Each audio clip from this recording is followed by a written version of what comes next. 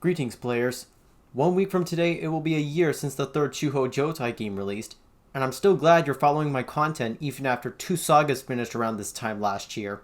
I'm also happy you're still playing the Touhou Project NES demix too. I've already made the first 3 games open source and their soundtracks are now available for listening on Bandcamp. Depending on where you live, it'll always be sad when summer ends, with autumn marking the transition from summer to winter. That also means the days get shorter as well. That said, I wanted to share a few updates on what's been going on in the studio lately and the development of Touhou Meijinka. The main campaign is almost done, and I have one more stage to go plus the extra stage, and the endings too. I was gone for half of June as a result of a long overdue trip to the UK and Ireland, and I almost got stuck there after losing my passport, forcing me to make a trip to the US consulate in Belfast and receiving an emergency one just so I could get back home. I do not need to explain it all over again since there is a dedicated video on this. The link to it is in the description. If you plan to travel internationally during the holiday season, we do have some important information you need to know about your passport. So, let's say you are planning a European vacation to France, including a stop in Monaco to see the famous Monaco Grand Prix. Things may change on the day you leave. Your trip starts in late May and ends the first week of June. If your passport is expiring between June and November, that could mean trouble. Many countries require that passports and visas be valid for 6 months in advance.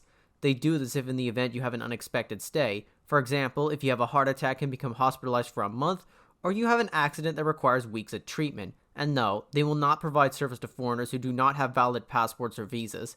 Getting a new passport, on average, can take over a week, and for visas, up to 3 weeks. In my case, I was lucky and got an emergency one within a few hours. I received my new one over a week ago. I can't believe it took 3 months after filing my application before I could receive it. The reason for that was because of the post-pandemic travel surge, which also meant an unprecedented amount of passport applications from people all over America. July marked the month Touhou Meijinka formally began development. This also marked the first time where I didn't take the director's chair. Emiko Hosokawa is the director of Touhou Meijinka, Song of Divine Tempest. I would like to thank for supporting the Drillimation YouTube channel and the enthusiasm for helping make this project possible. This has been one of the most fun projects I ever worked on, but one of the most challenging. I thought Touhou Kourinden was the most challenging too, due to the fact it's an RPG. Shedding the director's chair and taking on a producer role for a project is one huge change for me. My main focus is trying to keep a steady frame rate of 60 FPS in all modes. Danmaku games are graphically intensive and involve huge amounts of moving objects. If there isn't enough VRAM or memory to process everything, the frame rate can drop below 60 FPS. As a result, the game becomes laggy, and if the lag is bad enough, the game will become unplayable on the average consumer PC. 50 to 60 FPS is normally playable. 30 to 45 FPS is not ideal and can lead to laggy game behavior, and new Danmaku can load slowly. 15 to 30 FPS is when things get ugly. Common tasks such as shooting your own Danmaku or collecting items become more difficult to do. Not to mention enemy Danmaku generation becomes really slow to the point where the game can become unplayable. 1 to 15 FPS is essentially unplayable like the previous example I mentioned. If you ever try moving at that frame rate, you'll know what I mean. There are 2 factors why a Danmaku game can lag: Danmaku generation and your hardware setup. Let me explain. If we look at the official Touhou Project games, Zune has been finding ways to ensure the frame rate is kept stable. He developed Touhou 6, the embodiment of Scarlet Devil, using an NVIDIA GeForce, which is the same type of graphics card I also use. The Drillimation Danmaku games use a proprietary graphics engine developed by Drillimation that uses fewer resources. The games are intentionally produced in low resolution, but blown up to fit the entire screen.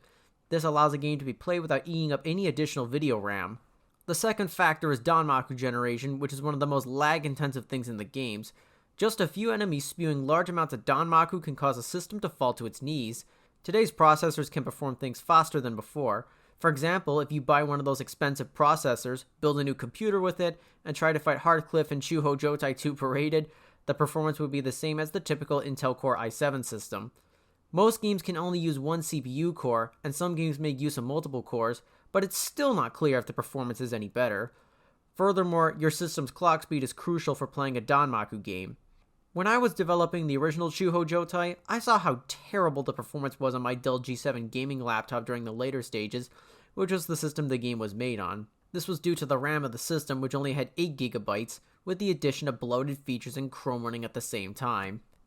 Anyway, there was another reason developing Touhou Meijinka was difficult, and that was the director. She kept plaguing me with issues in all directions, Anytime I needed information of what I needed to put into the game, I would get excuses after excuses, either saying she was too busy or didn't want to talk at the moment. Studio Emiko is based in Vietnam, meaning she is 11 to 12 hours ahead of me, and I would have to work around the clock. I refuse to pull an all-nighter and risk jet lagging myself. That would put my body's internal clock behind schedule and health at risk. Additionally, E-Enthusiasm produced most of the sprites for the game. The creation of 2D sprites is labor-intensive, and the time it takes to draw and animate them varies depending on the size and scope. Every playable character needed 12 images, and all boss characters needed 16 images. The enemies only needed 4 images, and we could recolor them to create new enemies. Touhou Meijinka is intended to be modeled after a Super Nintendo game, so each layer had to stay under 16 colors. Not to mention creating the stage backdrops was also a chore. The game uses a new tiling engine that could allow stage backgrounds to be created without using any additional texture maps. I don't want to dedicate this entire video to the game, so let me move on. August and September came with a few misfortunes for me and Emiko. I was supposed to attend an event at Gannon University in mid-August, but that never happened because somebody in the studio caught and brought the coronavirus here. The person she got it from ended up losing her voice. If you saw that video, I got sick with COVID. That's what happens when you have to live with your parents at home or roommates in your apartment or dorm room. You become surrounded by disease and infection.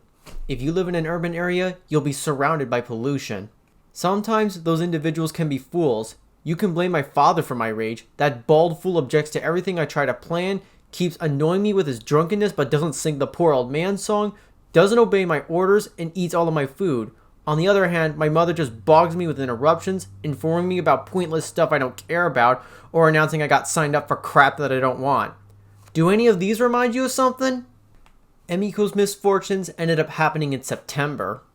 During the Labor Day weekend, which also coincided with Vietnam's Independence Day, she got involved in a traffic accident. Luckily, she wasn't injured. The other one was her diagnosis with myopia, which is where objects appear clearly when up close, but far away objects don't.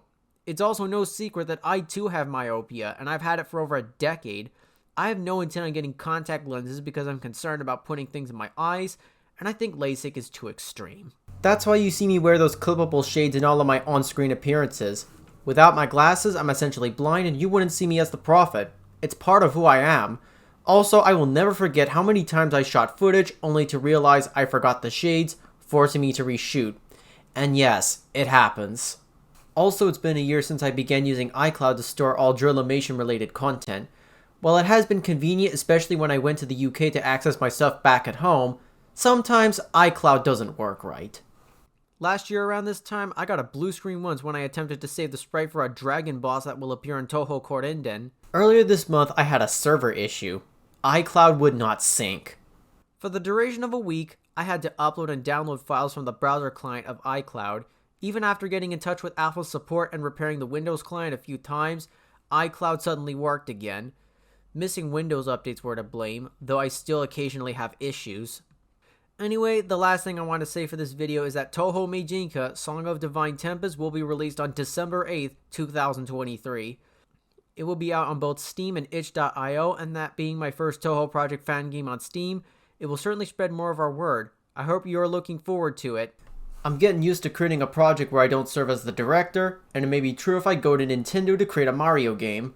That's all I have for this video, and I'm expecting to see you on Rainbow Road, so I hope you're enjoying your autumn, or spring for our Southern Hemisphere players.